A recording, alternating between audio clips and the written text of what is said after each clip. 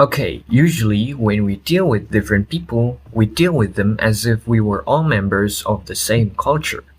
However, it's possible that people from different cultures have different unconscious ingrained assumptions about the world. Regarding such important and basic ideas as interpersonal relationships, time, personal space, and basically, this is the view of Edward Hall. And that's more or less what I'll talk about later on more details. And Edward Hall is an anthropologist who spent a large part of his life studying American Indians, their culture, their language. But he was different from a lot of other anthropologists who just studies one culture. He was interested rather in the relations between cultures, how cultures interact, and basically Hall believes that cultures can be placed or classified. But placing them on it continuum ranging from what he called high context to low context. I'll define those terms later on. And so, what this talk about is going to be deal with are the two opposites of the continuum, the high context culture and the low context culture. Okay, a high context culture is a culture in which the context of the message, and you all understand context, meanings, surroundings, the context of the message or the action or an event carries a large part of its meaning and significance. So this means is that in a high context culture, the more attention is paid to what's happening in and around the message or event than the message itself. Okay, so more attention is paid to what's going on around the words or event than the actual event or message. And you'll get a better idea of what this all means when I give you examples.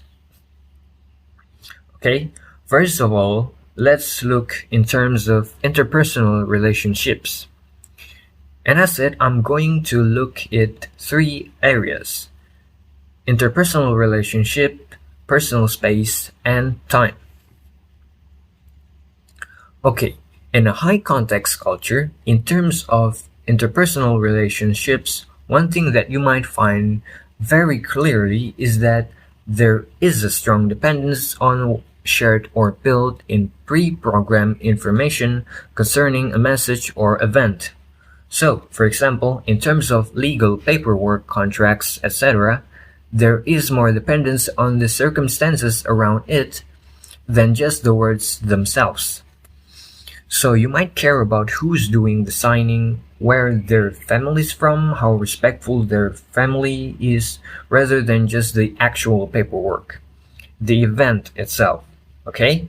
And you would find a high context culture that people would trust someone's word rather than care so much about the details being spelled out. Because, again, there's more reliance on external messages such as the society's expectation, etc. Okay? And also in a high context culture, again, with this idea that if you share these built-in messages, there is also a lot of expectations or, what can I say, a focus placed on who you know, your networks. So, for example, if I wanted to borrow money from you, if you went to a bank here in the state, they would just say, well, you got to fill out all of these papers, tell me all about who you are. Whereas in another place where there is a high context culture, they might only say, who is your family? Oh, that family, I know them, you can have a loan. So, in a high context culture, there is a lot of dependence, built-in shared expectations where information about an event outside of the event itself. Okay, and also you might find there is a strong dependence on social restrictions rather than legal restrictions. So what I'm saying is that what the group thinks, the society thinks, restrains people more than just the law. So, for example, in a high context culture, a person wouldn't break the law. Well, why wouldn't a person break the law in a high context culture? The reason would probably be it would bring shame on my family. My family would be ashamed, society would be ashamed. The reason wouldn't be so much, oh, I have to go to jail, I have to pay a fine, but rather my family or society would feel bad or think less of me. Okay. And another thing about interpersonal relationships is that there's strong feeling of responsibility for their group. They really care about what's going on to happen to the group, and not as much as what happened to the individual itself. And that could also be demonstrated in business. Because in a high context culture, the head of the organizations, if something goes wrong, the head of the organizations will take the responsibility for the whole group rather than keep passing the responsibility onto someone else. Okay. So those are basically some of the characteristics in a high context culture in terms of interpersonal relationships. Okay, what about personal space?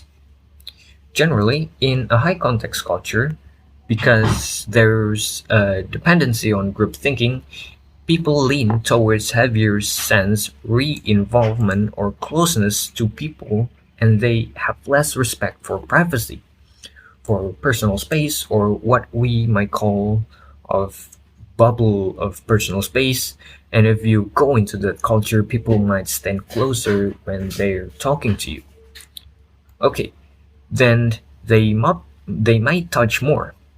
And if they docile in a crowd or touch inadvertently, they won't feel violated as someone from a low context culture. And also people from a high context culture pay attention to body language. Because, remember what I said, the definition of a high context culture is that more attention is paid to the context of the message than to the message itself, and part of the context is body language. So, is paying attention to other things around the message. Okay, what about time? In high context culture, generally they consider to have what is called a polychronic attitude towards time. And you can tell the word chron, chron, means time. A poly, poly, means many. So what they mean about polychronic attitude towards time is that they believe that people, things, events have their own time. But there can't be a standard system for everything. And what this leads them to believe that you can emphasize punctually. Things happen when they're supposed to happen, so there's a different attitude towards time. There's no sense of standard of time, or they don't see time in that way. That is, there is a sense that you can't control time. Everything has its own sense of time, okay? So it's a culture that pays a little attention to time, to clock time. Okay, what is the advantages and disadvantages of such a system? In terms of disadvantages, we see that change comes to their own responsibility. Okay, so if there's something goes wrong in your company, then that person will take the blame, not necessarily the president, so it's possible to pass the buck, as they say. Okay, what about personal space again? That's the opposite of a high context culture. Remember, in a low context culture, there's a more emphasis on individuality, and so the concept of privacy is very, very important. Whereas before, as I said, in a high context culture, they might not even be concerned with privacy or personal space. But in a low context culture, there is a feeling that we each have our own personal space. If you get too close, if you don't knock on doors before entering, that's an invasion of privacy. The people feel violated, okay? And as I said before, there is a respect and desire for privacy which is found in a high context culture. You'll see that people stand farther apart, then you'll also see that people might pay less attention to body language. Because, as I said, the message is everything. They're not gonna worry about the details around it. What you say is that the important thing, or what you do is the important thing. Okay? What about time? In terms of time, I said before there is a polychronic sense of time in high context culture. What do you think they will be in a low context culture? Monochronic. A monochronic sense of time, and by that we mean that there is one time, and that concept means that people in a low context culture that there's one standard of time, and that should be for everything. And so I'm not willing to hear, oh, the traffic was heavy, that's why I'm late, or oh, I slept late. People in a low context culture will be more upset with lateness because they feel that everyone should follow the same time. Okay. There should be no flexibility with time. They expect punctuality, and they look at time as almost a commodity, that they use expressions like use time to waste time to spend time. The time is money.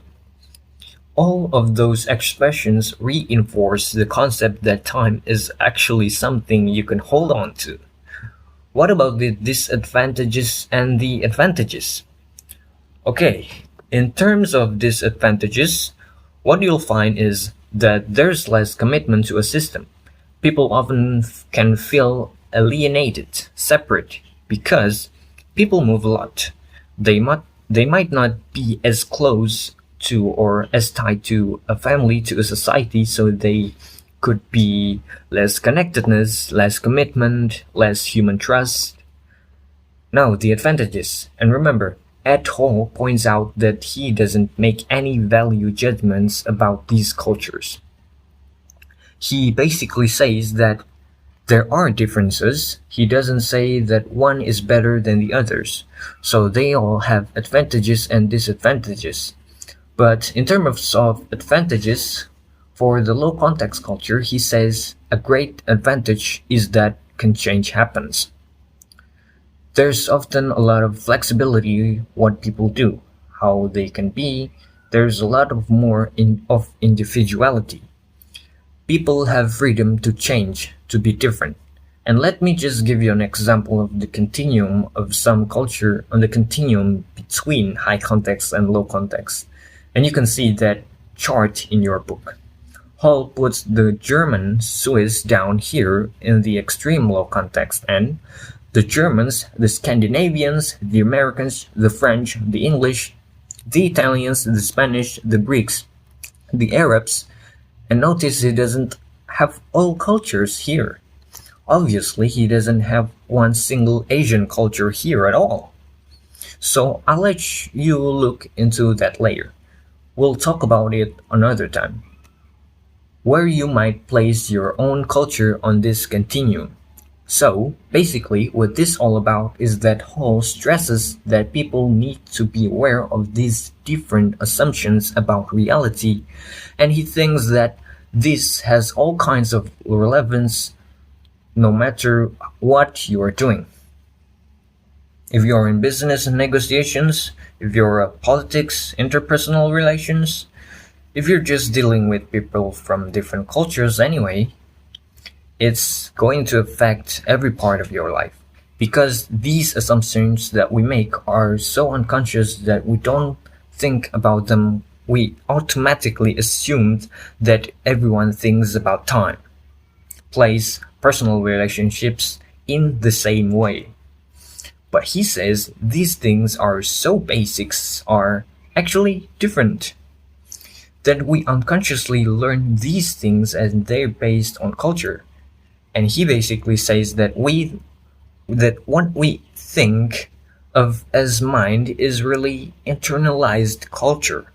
Okay, here's the belief that mind is basically your culture's imposition. And he stresses the fact that in any multicultural situations that these assumptions need to be taken into account for successful interactions.